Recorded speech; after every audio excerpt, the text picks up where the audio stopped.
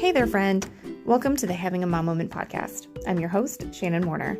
This podcast is all about taking a few moments for yourself and reconnecting to the amazing woman behind the title of mom. You have so many plates spinning at any given time between your kids, your partner, your job, maintaining a household, etc., etc. But where does taking time just for you play into that? Let's spend some time together, you and me, right now. We're going to connect, tune in, and tap into what makes us the incredible woman that we are. We'll nurture ourselves so that we can pour into those who can count on us. We'll also hear from other moms to learn about the ways in which they've tapped into alignment in their own motherhood journeys. Let's roll. We're having a mom moment.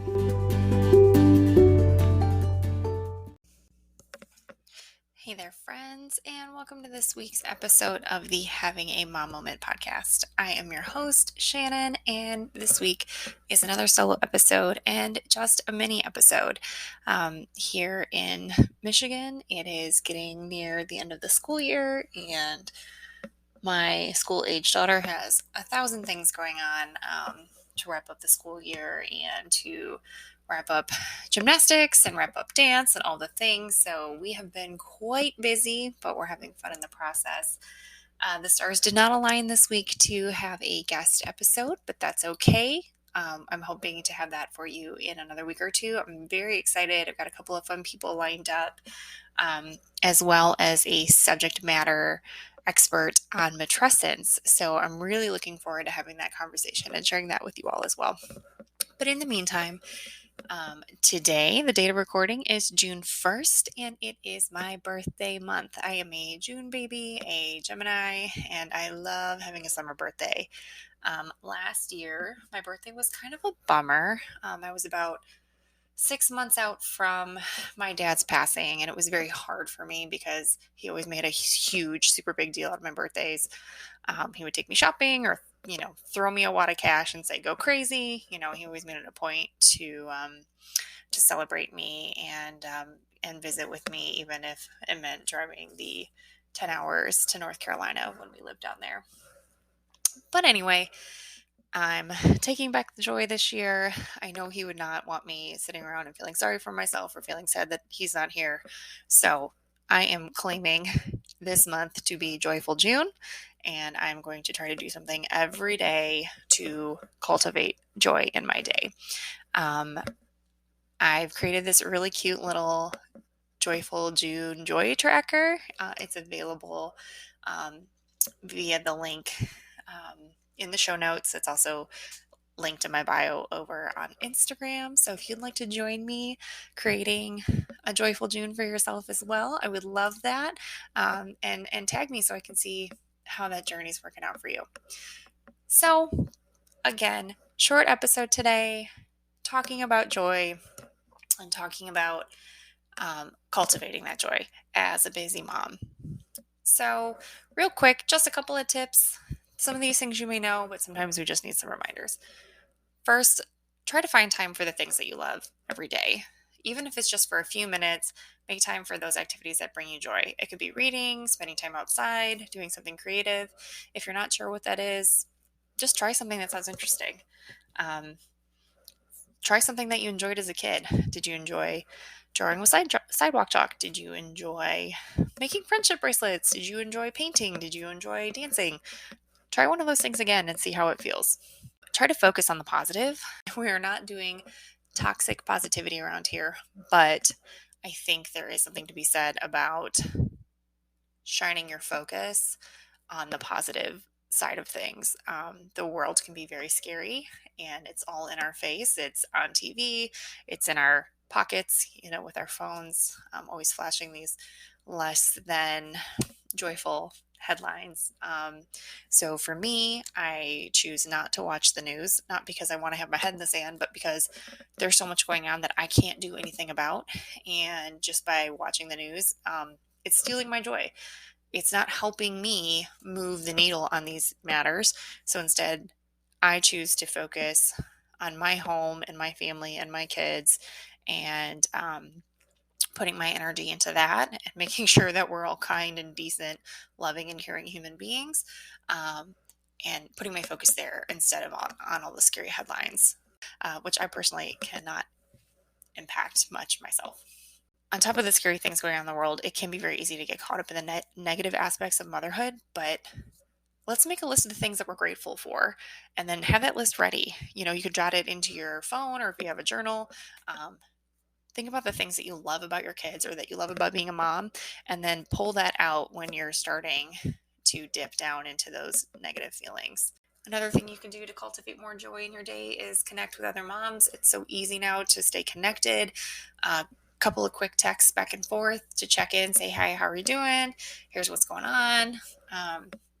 Or grab a drink or a coffee of someone if that's something that's available to you. Also, there are tons of virtual groups. So if you don't have any local friends or not any close friends who understand your stage of life, hop in a Facebook group.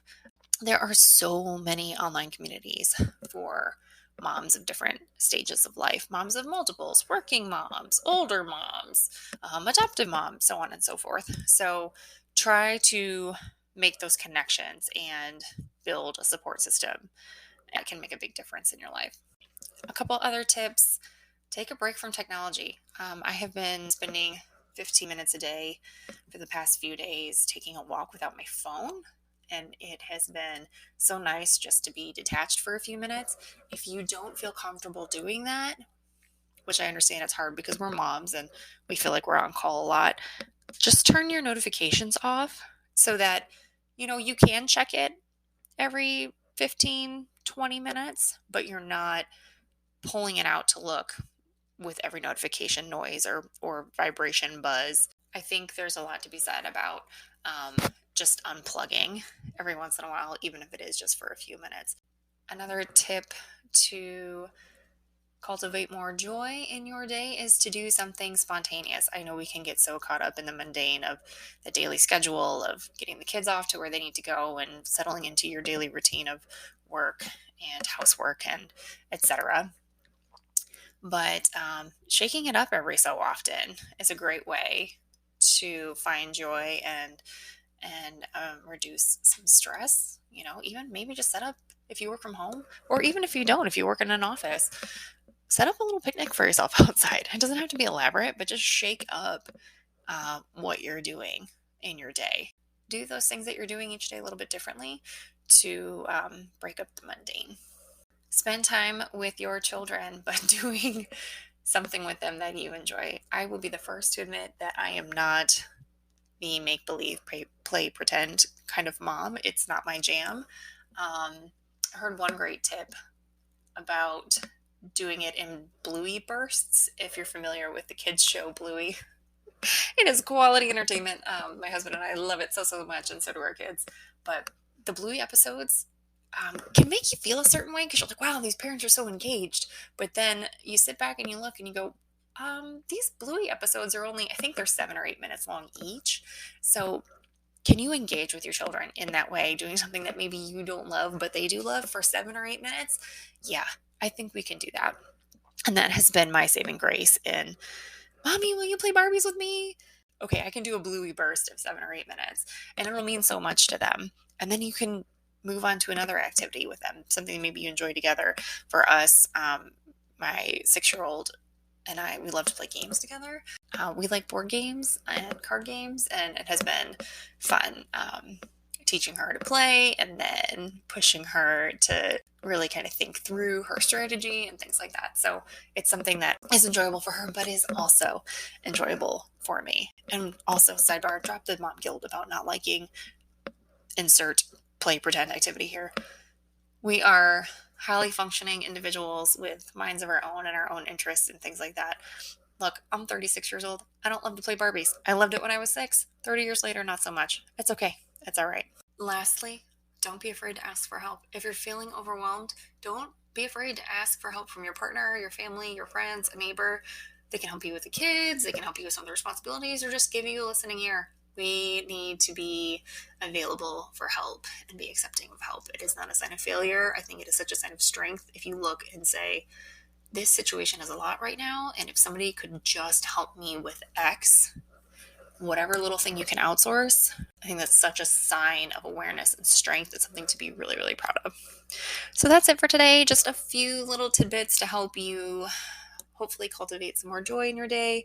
I think we could all use it. And if you want to join me for the Joyful June, the link, download the cutie little tracker, is in the show notes and also available via my link in bio on my Instagram. And I hope you have fun with it.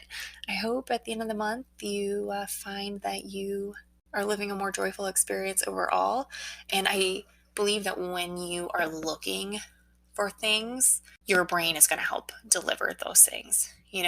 For example, when you are looking at a certain car, like, oh, I really want a red Mustang, you start seeing red Mustangs everywhere because your brain is looking for it. So if you start to seek out more opportunities for joy and fun, your brain is going to help you find those. I know it can be daunting in the beginning. Sometimes we feel like, I have no idea what I like. I don't know what I like to do anymore, because you're so stuck in the mundane and the day-to-day routine and the carpooling and the responsibilities there and the housework. And I get it. Start looking for more opportunities to experience joy each day. And I think your brain and your world are going to help deliver more of those. All right. That's all for today.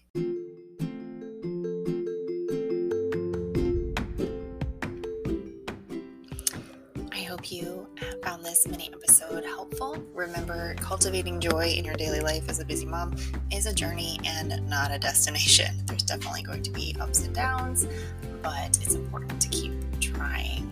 Even if you have an off day, jump back on the horse the next day and look for more opportunities to experience joy, because you deserve it.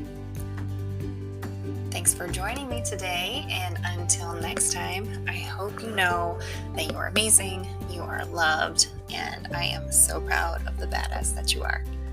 Talk to you soon, Mama.